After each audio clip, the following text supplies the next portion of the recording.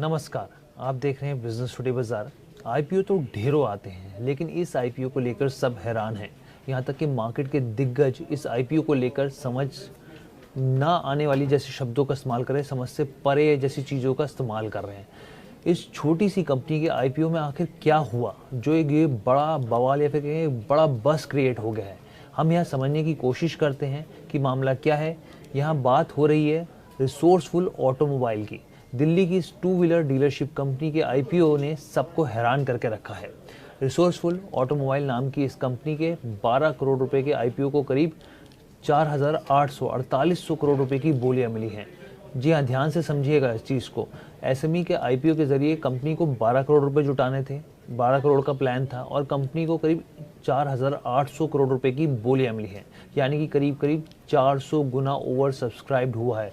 अगर उसको दूसरे तरीके से देखा है, 40,000% यहाँ पे इस तरह की चीज़ें देखने को मिली हैं। शेयर मार्केट के दिग्गज फंड मैनेजर समीर अरोड़ा ने यहाँ पर एक्स पर, जो ट्विटर है जिसे कहा जाता था, उन्होंने साफ तौर पर लिखा कि रिसोर्सफुल ऑटोमोबाइल वास्तव में रिसोर्सफुल साबित होता हुआ दिखा है। यहाँ पर हमने दिग्गज मार्केट एक्सपर्ट अरुण केजरीवाल जी से बात करी तो उन्होंने कहा कि ये क्या चल रहा है, इसमें बिल्कुल समझ में नहीं आ रहा है। एकदम एक अलग लेवल का यहाँ पे कुछ चीज़ें चल रही हैं जो कि समझ से परे हैं। अब ऐसे में आपके मन में सवाल उठ रहा होगा कि आखिर ऐसा कंपनी में क्या है जो इतना पागलपन देखने को मिल रहा है। तो इस कंपनी में आपको बता दें, महज 8 कर्मचारी हैं और सिर्फ 2 शोरूम हैं। इस छोटी सी कंपनी को मिले सब्सक्रिप्शन ने शेयर बाजार के पंडितों को हैरान कर दिया है। मर्चेंट बैंकरों के पास भी इस बात का कोई जवाब नहीं है कि इस छोटे से ऑफर पर यहाँ पर निवेशक आखिर क्यों टूट पड़े हैं। रिसोर्सफुल ऑटोमोबाइल ने 170 रुपये की कीमत पर करीब 10 लाख शेयर ऑफर किए थे।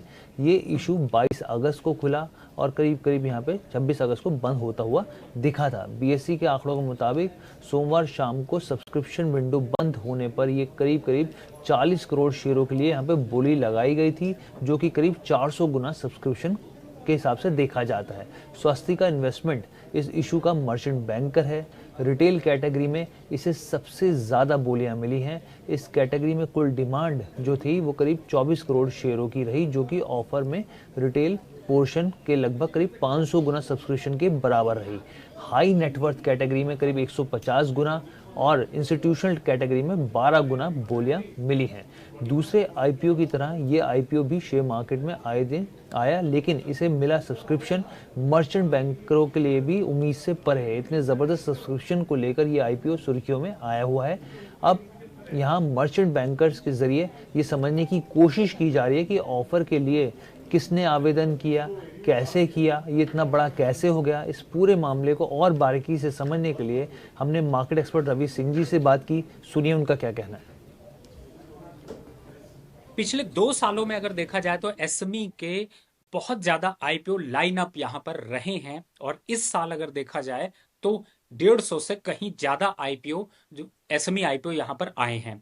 मेन बोर्ड के आईपीओ और एसएमई आईपीओ ने भारत की ग्रोथ को देखते हुए लिस्टिंग बहुत अच्छी दी है और इन्वेस्टर कहीं ना कहीं से बिना फंडामेंटल देखे हुए भी इन स्टॉक्स पे या फिर एसएमई आईपीओस पे निवेश करने की रणनीति बना लेते हैं। फिलहाल आपको जब भी एसएमई आईपीओ को चूंकि लाना आसान होता है, एक्सचेंज अप्रूवल के थ्रू लाया जाता है और कहीं ना कहीं से छोटे आईपीओ होते हैं और इन छोटे आईपीओ में कई बार कंपनियों के फंडामेंटल बहुत स्ट्रांग नहीं होते और आप लिस्टिंग आती है, आप लोग फंस जाते हैं। तो इस बात का जरूर ध्यान रखें कि जब भी एसएमई आईपीओ पे निवेश कर रहे हैं तो उनके हो सकता है आपको लिस्टिंग गेन मिलता हो या फिर थोड़ा सा लिस्टिंग गेन का जो ट्रेंड है वो सेट हो सकता है, लेकिन लॉन्ग टर्म पर हो सकता है उनके फंडामेंटल अच्छे ना हो तो आपको नुकसान भी झेलना पड़ सकता है, क्योंकि आईपीओ मार्केट काफी रिस्की है और ऐसे में आपको ज्यादातर ध्यान इस बात का रखना चाहिए कि कंपनी के लॉन्ग टर्म फंडामेंटल किस तरीके से रहे हैं। पिछले 3 क्वार्टर का एटलीस्ट आप कंपैरिजन करके रखें कि उनके प्रॉफिटेबिलिटी कितनी रही, सेल्स रेवेन्यू कैसे रहे, कहीं ज्यादा कर्ज तो कंपनी ने नहीं ले रखा है। इन सारे पॉइंटों को जब आप देखेंगे तो आप पाएंगे कि बहुत सी कंपनियों की सिचुएशन अच्छी नहीं है और वही रिस्क आपके नुकसान की तरफ बदल जाता है। तो एसएमई आईपीओ पे निवेश करने से पहले इस बात का जरूर ध्यान रखें कि उसके फंडामेंटल को देखें और यह भी समझें कि उसका मैनेजमेंट कौन है, कौन इसको मैनेज कर रहे हैं, अभी इस समय मार्केट कंडीशन में उसकी क्या कंडीशन है, जिससे कि आपको नुकसान होने से, अपने आप को नुकसान होने से बचा सकें। तो यहाँ पे हमने रवि सिंह जी की जो बयान है, वक्तव्य है, वो आपके सामने यहाँ पे रखा। उनका साफ तौर पे कहना है कि एसएमई आईपीओ को लेकर बहुत सतर्कता आपको बरतनी चाहिए, बहुत ध्यान रखना चाहिए आपको।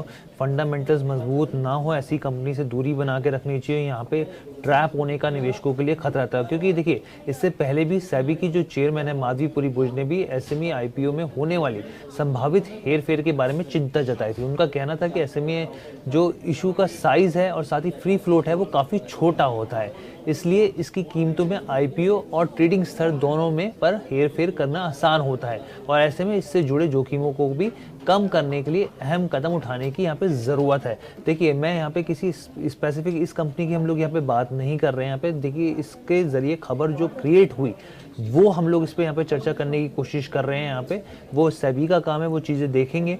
लेकिन यहाँ पे जिस तरीके से बात हुई कि 12 करोड़ की ज़रूरत थी कंपनी को और यहाँ पे 4,800 करोड़ यहाँ पर ओवर सब्सक्रिप्शन देखने को मिला, वो अपने आप में बहुत हैरान करता है इस तरह की चीज़ें।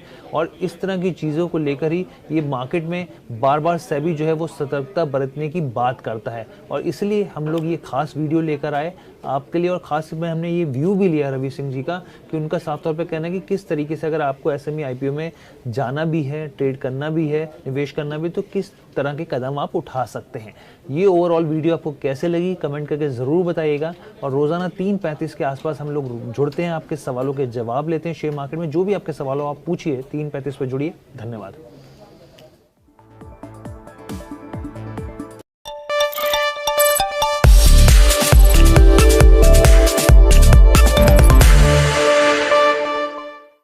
With every passing day, the deep sexual rot in Mollywood is being exposed.